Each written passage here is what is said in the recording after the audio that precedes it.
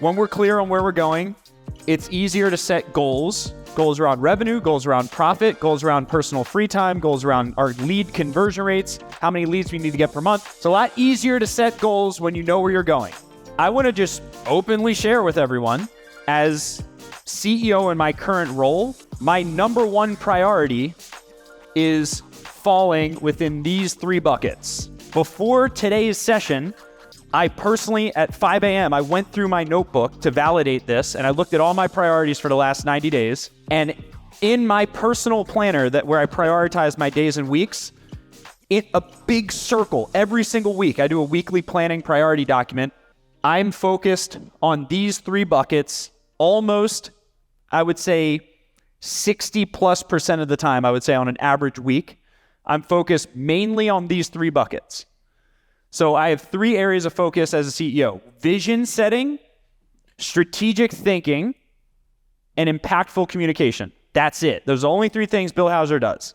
Now that's me. That may not be yours, but those are the only 3 things that I permit myself to do for the majority of my week. I'm showing you why being clear on your vision and your goals is important. It's because it drives the strategies that you make, okay? So there's 4 pillars that go into choosing the right strategy for your law firm. So one is data. Data is useless until it is used to make decisions on. But it is a very important input to you choosing your law firm's growth strategy. So data, let me give you examples of data. Now that can be the CEO's decision-making framework. That's not a formalized framework. That's really just brain processing, but that is a framework. Data, decisions, priorities, order of operations. So let's go to data. This $500 million CEO coach I'm working with, he goes, the number one most important ratio in business is LTV to CAC, lifetime value to cost of acquisition. That ratio is the number one metric in business. This is a venture capital guy who has purchased $100 million deals like 7 times, telling me that, condense it all down, I thought my number one number in business was the percentage of clients that renew with us every year. That's what I thought my magic number was. Every business has a magic number. He shook his head to me and said, no, Bill, you got it all wrong.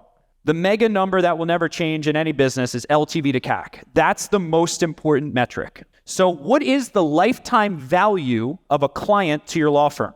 Now, I'm not asking if you get $5K from that client as an average fee. How many of you get referrals from current clients? Okay. I'm saying this calculus would include a metric behind how many future clients you'll get from that one client. That's LTV. LTV is also understanding if there's any cross-sell opportunities that come from that. So it's really dissecting how much can I make from a client through all phases of the journey of dealing with a client during their case, after their case, right? In all elements. That's lifetime value. So then on the other side of it, there's cost of acquisition. The only way you calculate cost of acquisition, now again, this is validated something I've said for a while, now that someone else is telling me it again, is you take your total marketing spend and you divide it by your lifetime value. So an LTV to CAC ratio of 5 or more means you have an opportunity to have a breakthrough business. If you are at a 10-to-1 ratio, you are a breakthrough business. A breakthrough business means, if you're at a 10-to-1 ratio on LTV to CAC, that your number one focus should be scaling up your marketing at all costs. Do whatever it takes to get more clients if you're at a 10-to-1 ratio. So a great example of this are software companies. When software companies get to a 10-to-1 LTV to CAC ratio, that means that they're bringing in 10 times more in lifetime value than they're spending to get a client. The only thing a company that's at a 10-to-1 ratio should be doing is what?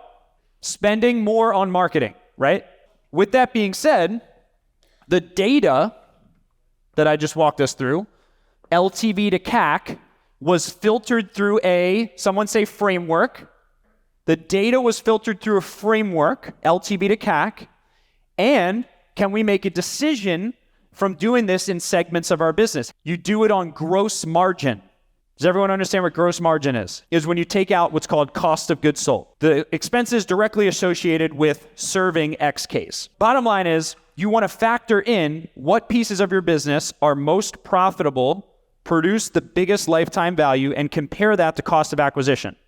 Are there certain types of cases that are better for you to target with those factors embedded in that you should spend more money on marketing on because of that? Of course there are. I did this for my own business, and I realized that there were parts of our business that we were under promoting, right? Like our coaching program. We've been basically making it so most people have to sign up for a coaching program historically by signing up for our entire package of marketing and coaching, right?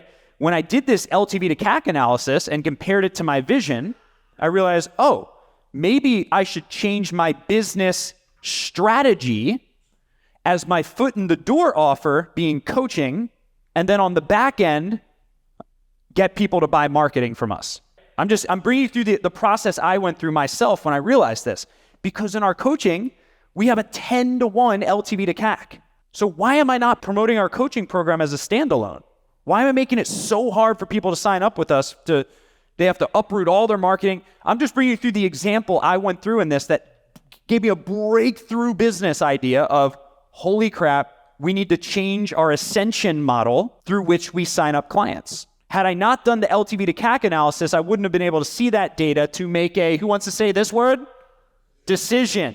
So the data through a framework allows you to make a decision. The decisions that you make lead to the priorities that you set. The decisions of what businesses we're going to go into, what practice areas we're going to scale into, what geographic areas we're going to expand into. So the data leads to decisions that a CEO makes. When the CEO makes decisions around where we're going based on the data, it's easier to set priorities. We are doing X. Now, how many of you have had a priority list before and it got really long and you felt overwhelmed and you're like, how am I going to get all this done? Raise your hand.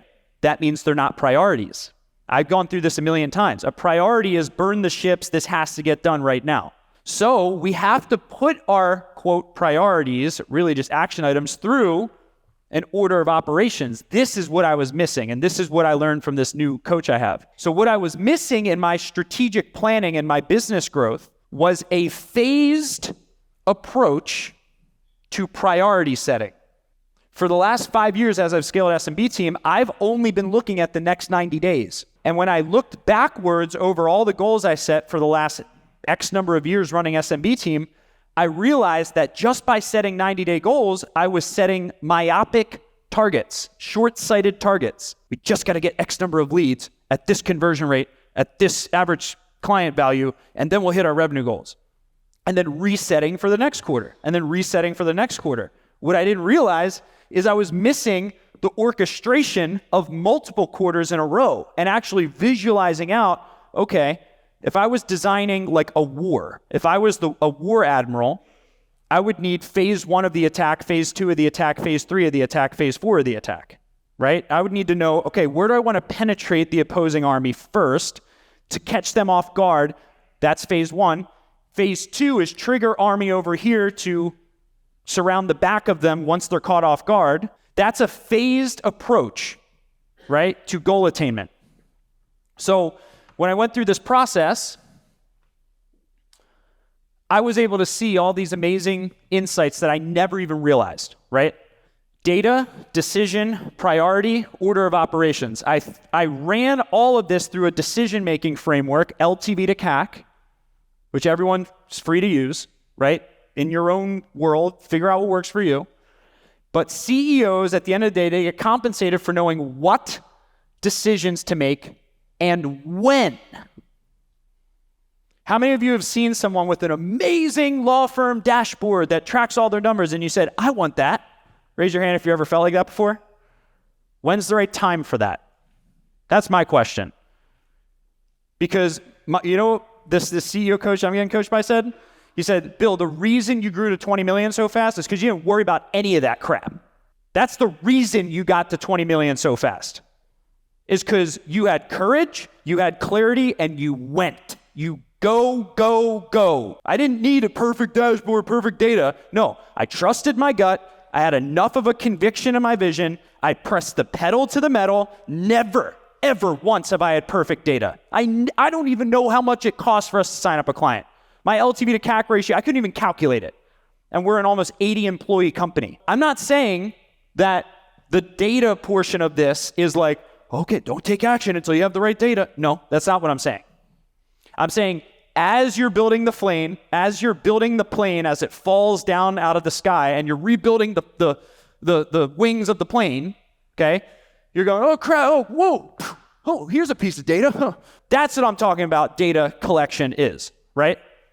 Until you get to 8 figures in revenue. Once you get past 8 figures in revenue, okay, then we can start looking at data analytics, hiring a chief technology officer, spending hundreds of thousands of dollars on needless stuff, right? That you don't really need. You need a good enough plan. I'm not advocating against it, but what I am saying is you can't let data slow you down to reach your vision. The intuition of a CEO is a greater asset than data. Until you reach what? 10 million, at least. Maybe even 20 million. I share this entire thing because when I ask you to get clear on your vision, I'm asking because without this, you can't set strategy because you don't know where you're going, right? And then how do you set execution? I put DDL here, okay? What do you think DDL stands for? Doing, delegation, and leadership. 3 choices. So once we're clear on the strategy, a phased plan of attack is the outcome of a clear strategy. Then we have DDL. We're either going to do the plan of attack, we're going to delegate the plan of attack, or we're going to lead the plan of attack and let someone else delegate it. So there's 3 levels of how you're going to take action, right? What do you think's the highest one? Lead, right? Leading is when you have a competent team to execute the plan. So all you need to tell them is, we're going here by X date, figure it out. Delegation is, we're going here by X date, and here's how I think the plan should be, and here's how I think you should do it. That's called micromanagement. The goal is to get to a self-managing law firm where you have a competent enough team to do their own thinking, their own prioritization, their own execution, and you're setting the direction. Impactful communication, vision setting, strategic thinking. So our execution plan will be exposed in our quarterly boulders, our key performance indicators and how we change them on a quarterly basis, and the projects that we go after for a quarter, right? So with all that being said, I hope I've sold you on the importance of reconnecting with your firm's vivid vision.